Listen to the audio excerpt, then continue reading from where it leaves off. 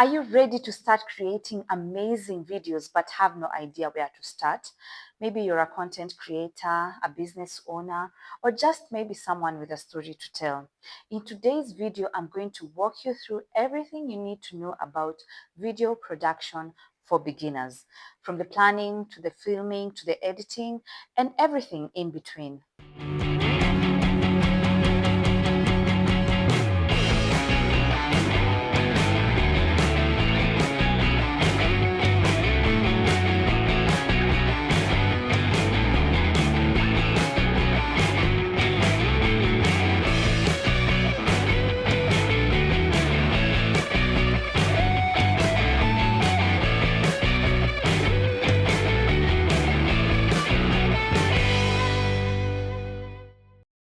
Welcome to Perspective Media, where we help content creators and small businesses shine on camera and online. My name is Doris Gitonga, a media strategist and television producer with over 18 years experience in the media industry. I help creators and entrepreneurs turn their media ideas into real businesses. Don't forget to hit the subscribe button below so that you can be getting weekly tips right here on Perspective Media. Okay, let's get into it. Great videos don't start with a camera. They actually start with a plan. A good plan is very important when you want to record your videos. First of all is to determine the purpose of your video. Why do you want to record this video? What message do you want to pass out there?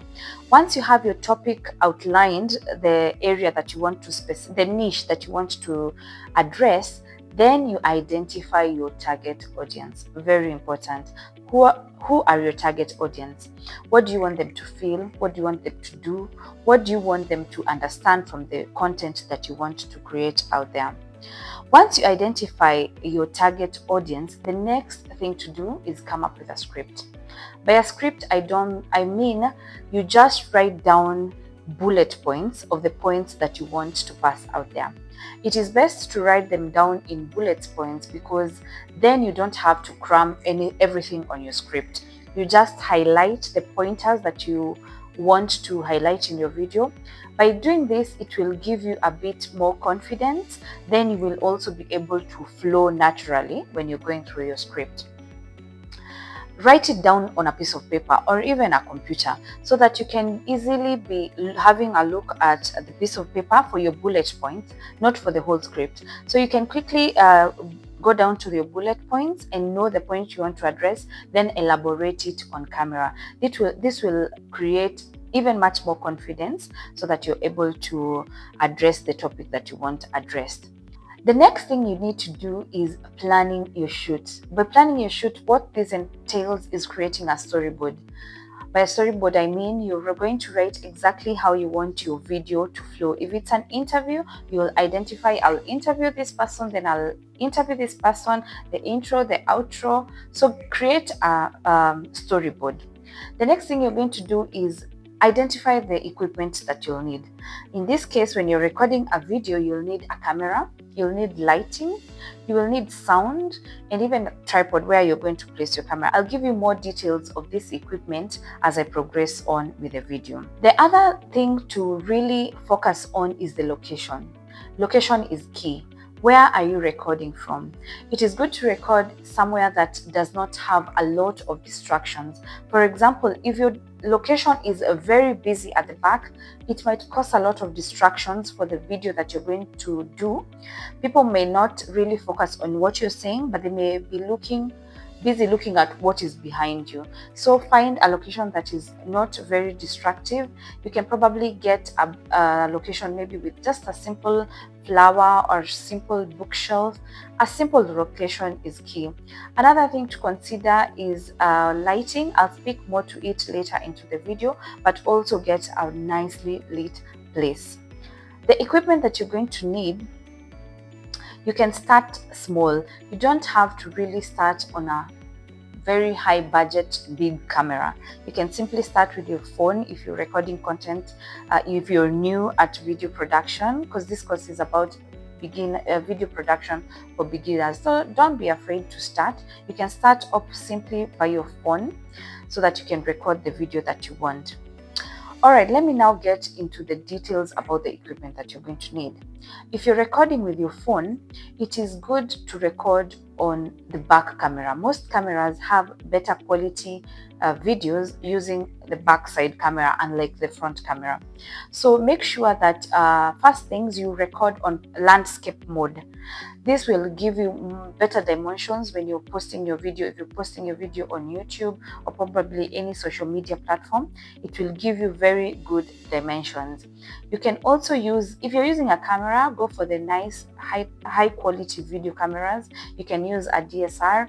You can also use, even a camcorder can give you big quality pictures, but make sure you get at least if you're using a phone or whatever you're using, make sure you get the best out of the equipment that you decide to choose. If it's a camera, for example, make sure you can put in the 1080p settings or the 4K settings. For example, if you're using an iPhone, or if it's Android, go to the best performing megapixels that you can get from that camera that you have. Next is the sound. Clear audio is actually better than video. This is one of the things that I live by. It is good to always have good sound. Then people can flow and follow the kind of message that you're putting in out there. If, for example, people cannot hear what you're saying, then they'll not be able to follow exactly what you want them to understand. So you can simply use something as simple as a lapel mic. Like what I have right here now is a wireless microphone. They are now readily available, and at affordable prices in town you can get a good lapel mic that you can fix on your camera phone. If you're using your phone, you can fix also on your camera if you're using a camera, and you can get top quality sound. Next is the lighting. The best is to use natural light. If you're somewhere that has natural light coming in, probably you're outside or you're somewhere near a window, then you can have natural light hitting your face, and it will look, your picture will look much more clear. Also of importance is a tripod. By a tripod, I mean something that will hold either your camera or your phone, so that you don't have shaky shots.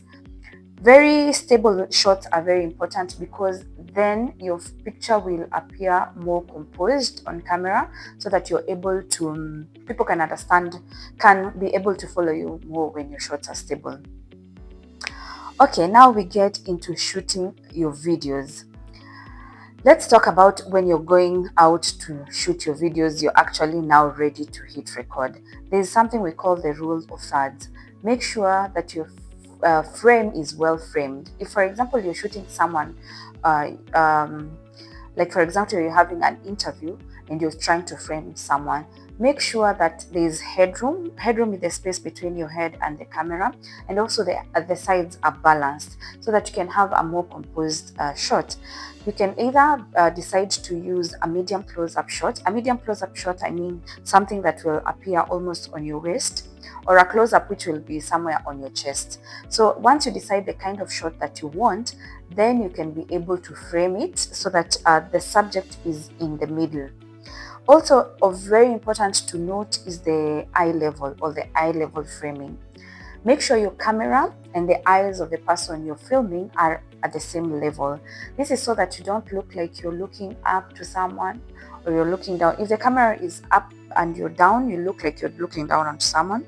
If your camera is down and you're looking up, you look like you're looking up to someone. So it's important to maintain the eye level when recording. After you define your shot, which shot do you want? Medium close-up, do you want a close-up? Then make it eye level. All right, then another thing you might need to do is also record things that you will lose in editing. These are called the B-rolls. If you want, or cutaways, if you want to record something like it's a video, but you will also have some inserts in between so that the video can flow, then you can record them when you're on the shoot, so that you can use these ones for editing. these are cutaway footages that will support your main message.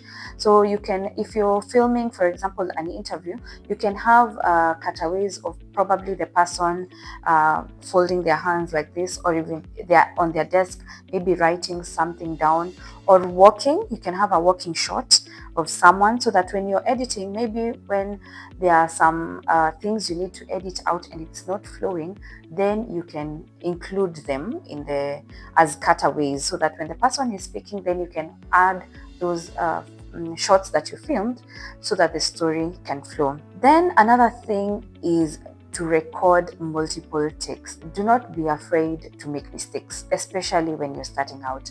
You can take 1, take 2, take 3, as long as you, especially when you're starting out, you might feel a bit awkward. You might have many takes. Don't be afraid to make mistakes. It happens. So you can take many takes, then you can correct that on your editing. Next, after recording, then we come to the editing. Editing is where the magic happens. You can have taken 1,000 takes, you might have taken, but you will correct all this in the editing. The B-rolls that we recorded, the clips that we recorded, you mix them all in the video. You can easily choose an easy editor. These days, apps are available that you can use to edit. You can easily install an app like CapCut, VN on the mobile. You can also, there's DaVinci Resolve. There are many applications that are now available that can help content creators, entrepreneurs to simply edit their videos so that they can make them more interesting. So at first, when you identify which editing software you want to use, the first thing you want to do is cut out the fluff, cut out the blurs, the takes, the mini takes that you have, then have one smooth recording. So the mistakes that you might have made on the way. The other thing to note once you're done with the editing is to transfer your edit product in very high quality. This is a mistake many people do. You might have a very good edit, but when you're exporting, you export on a very low quality. It's important that when you edit and you want now to export your video so that probably you can upload it on YouTube, on TikTok, or wherever you want, you maintain the quality by uploading it in high quality. You can use the 1080p format, you can use MP4 format. In these formats, they help maintain the quality of the production or of the video. All right, next we come to the uploading and optimization. For example, if you want to upload it on YouTube, there's something that is called the search engine optimization. Here is giving it a title that people can easily click onto. When you're uploading, give it a very interesting title that people will want to actually click onto it and watch it. Another thing is to use a very interesting thumbnail. By thumbnail, I mean the picture that first appears on your screen when you probably go on YouTube, on Instagram, on TikTok, all social media platforms. The thumbnail is the photo that you first see when you see the content. So make it interesting, make it clickable. Look for something that will make people want to click and watch your content. Another thing is the descriptions and tags. Include keywords when you're uploading your video. The write-up that you do down there, include keywords that will help people when searching, then they can be directed to your content. Also, the hashtags that you choose to use. Make hashtags that are quite interesting, that actually relate to what you're saying. Don't put a very overly exaggerated thumbnail or the title. Then when people got into your content, they see that is exactly not what they're getting. So try to be honest, but also make it very clickable by including very desirable descriptions and tags and hashtags also to the content that you have.